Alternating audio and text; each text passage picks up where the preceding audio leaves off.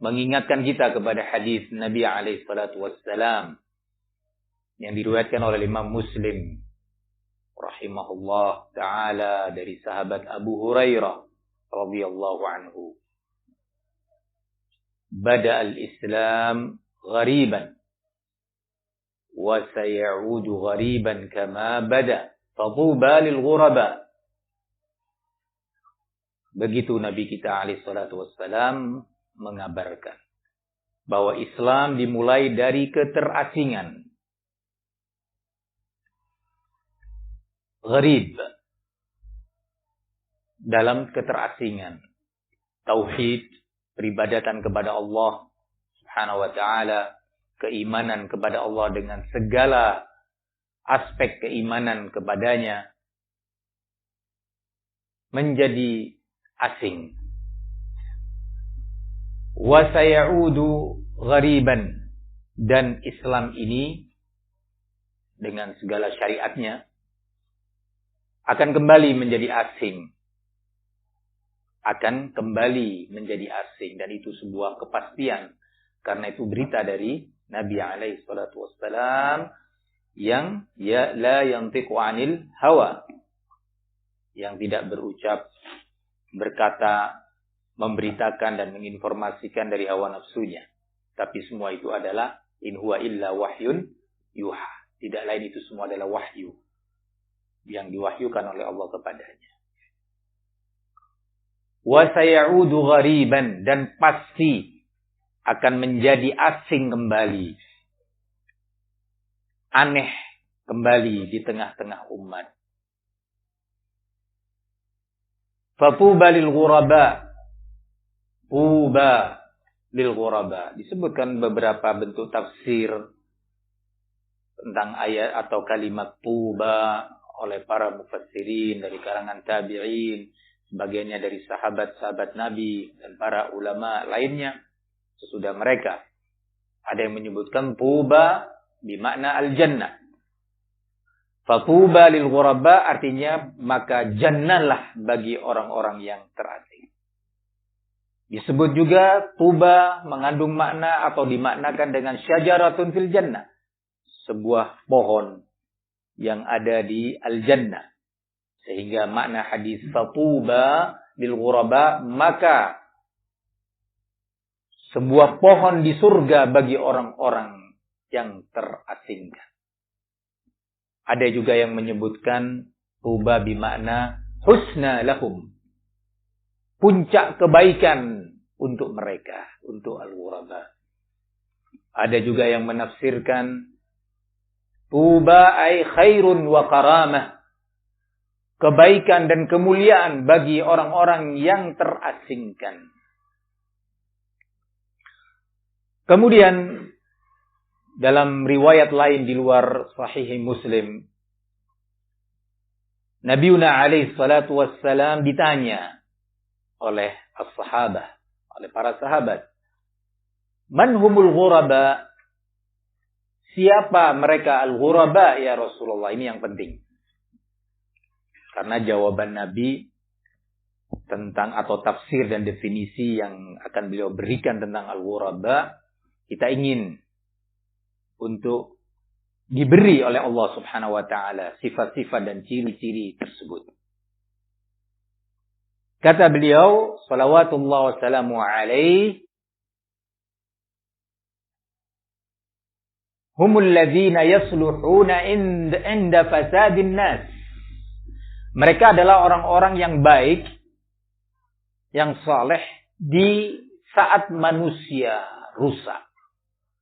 Di saat manusia itu dalam kerusakan. Kerusakan akidahnya, kerusakan ibadahnya, akhlaknya, manhajnya, kehidupannya. Maka al-ghuraba adalah orang-orang yang baik.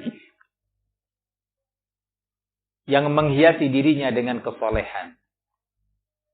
Ini yang pertama. Dalam riwayat lain, Nabi alaihi salatu wassalam menjelaskan siapa itu al-ghuraba.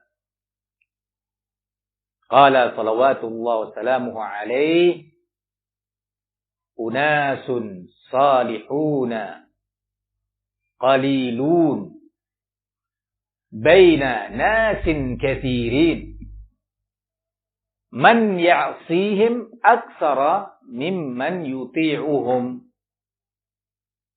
Al-ghuraba itu adalah orang-orang yang saleh.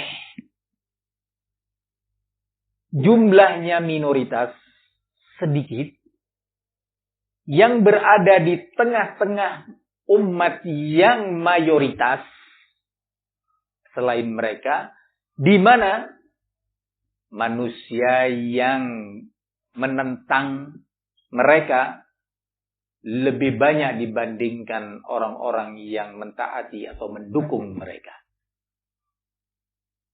Ini definisi kedua tentang al-ghuraba.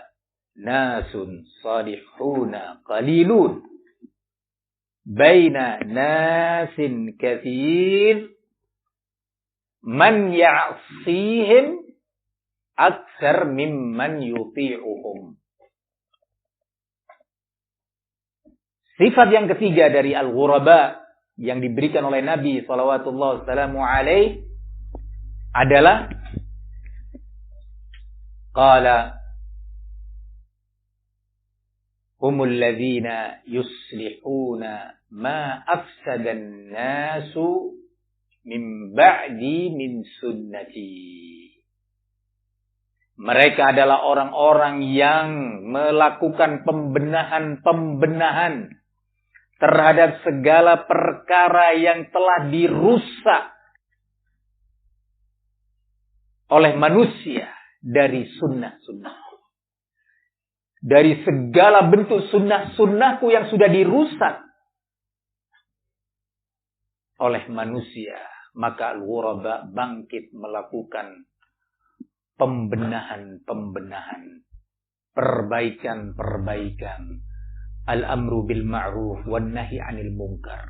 Mereka melakukan tarbiyah yang benar, tarbiyah sunniyah dan tarbiyah salafiyah untuk mengembalikan umat kepada sunnah yang semestinya dan mengembalikan mereka kepada as-salafiyah. 3 definisi ini dikutip oleh al-allamah al-mufti al-faqih Abdul Aziz ibn Baz rahimahullah ta'ala.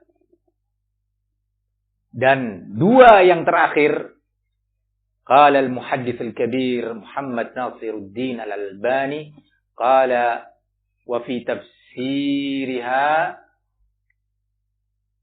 jawabani thabitani an Rasulillah sallallahu alaihi wasallam.